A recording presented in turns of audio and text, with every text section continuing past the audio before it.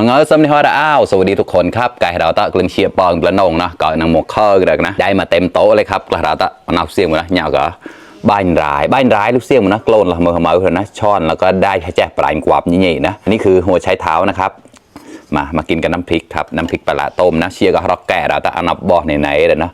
แต่ตอนนี้พิวน์กลอยปัวทับแน่เราตะหมูสามชั้นทอดน้ำปลาครับแน่แล้วก็ได้ก็รอกแล้วแต่มาอุจจุดแล้วก็รอกมาใส่เท่าไหร่เราจะน่ากินไหมครับกล่ะเครื่องเชียงกับหมูจอนะแล้วตอนที่ก่อนน้องแควอัปปูเราตะเนี่ยเฉยๆเลยนะแกงส้มปล่อยครับโสดเสียนะงูเน่ากะทิเชียร์กระตอบเลยนะหนุกแรกกูเชียร์ตีภายเดินหลายเดินแฉกับหมูมาต้าเราตาติ๊กละตาหนงนะเฉยๆครับกอกมันใหญ่ๆนะก็ไม่รอกแกนะจีปอมฝากกดไลค์กดแชร์ด้วยนะครับไก่ลองแกลนะทีสดแฝงมาตาหนงขอฮะอร่อย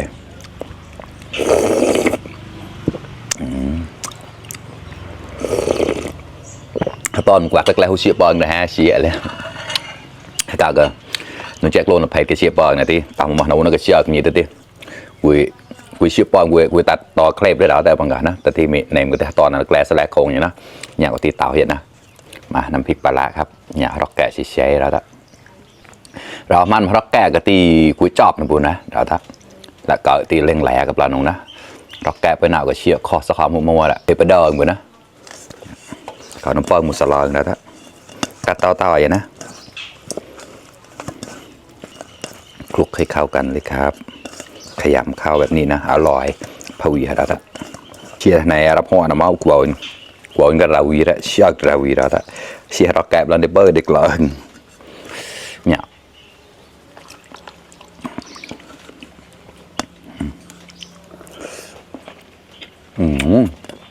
อร่อยเนี่ยก็มา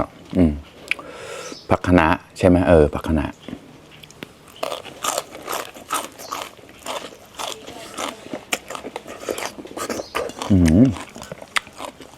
ดัดก็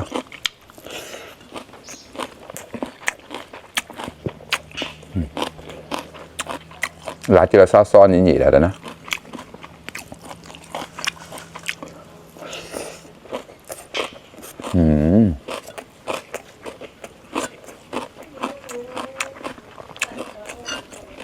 อร่อยมาก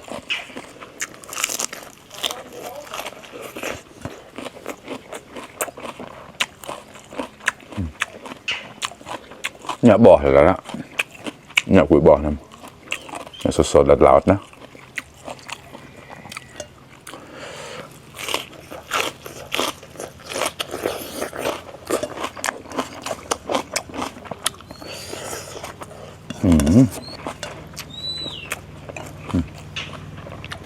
หมูสามชั้นทอดน้ำปลาครับ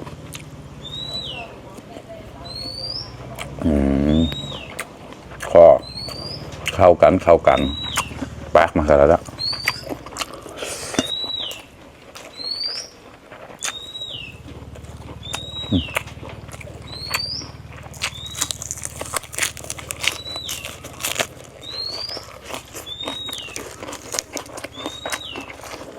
กูเชียร์ปอนก็มันจอดอะไรเยอะมากินข้าวด้วยกันครับเพื่อนๆมาครับคำโตหมอกตุดเต้าตาน้อง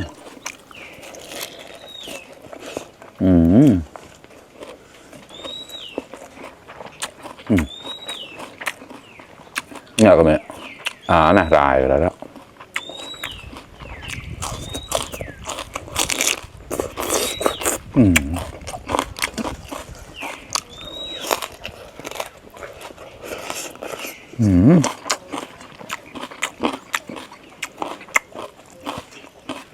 แควปูแล้วนะ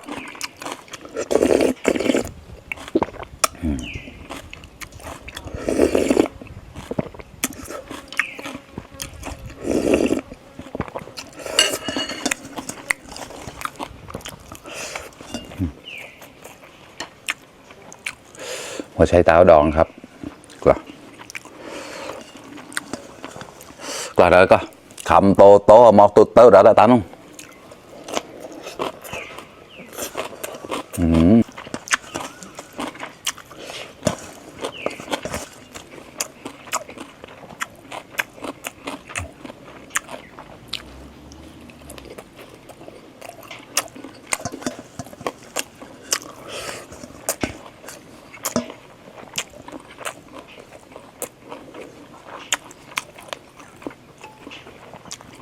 ผักเยอะๆเชี่ยในกลิ่นกลายนะแล้ว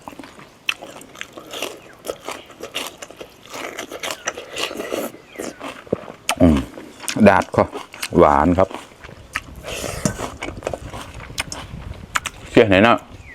ย้อนมาแซงอย่างแล้วปะเมย์หมดเหลามีนะแสลงโคงอยู่ตามมองหน้ากูปอกหมดเกตมีแสงธรรมชาติกันนะประหยัดธรรมชาติกันเอาจะได้เขาเน่าแต่ทำไม่ได้ย้อนมาแสงอย่างที่หมดเหลามี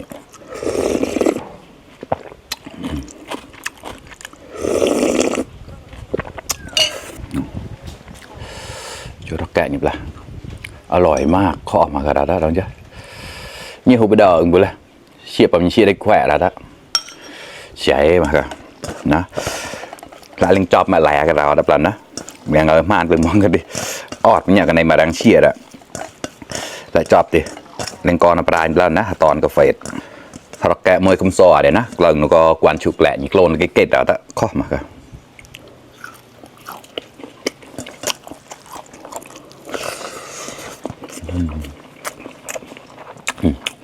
ฮัลโหล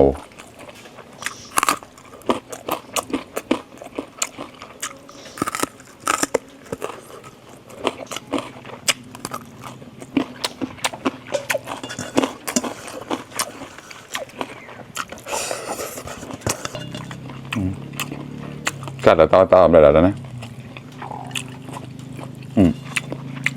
ช้อนก็จะปราณหลายจะซ่อนอย่างนี้เราแล้วเจ้ามันลองเชี่ยคอกว่ากลับสิแล้ว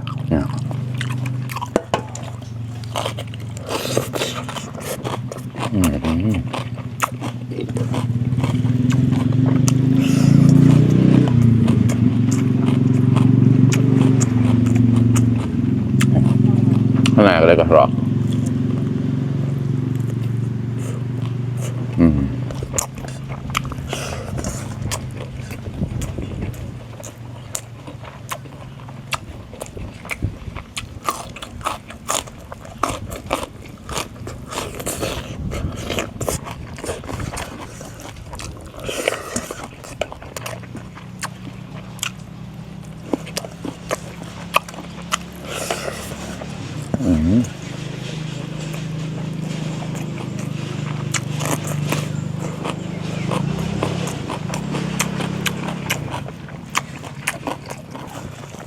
ก็ได้ละคำโต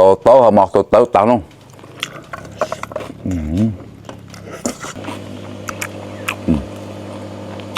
อร่อยมากหมูสามชั้นและโดมตัว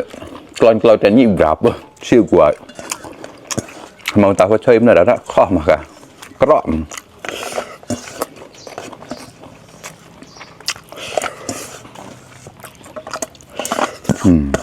ปล่อยหมูสลอนอ่ะครับ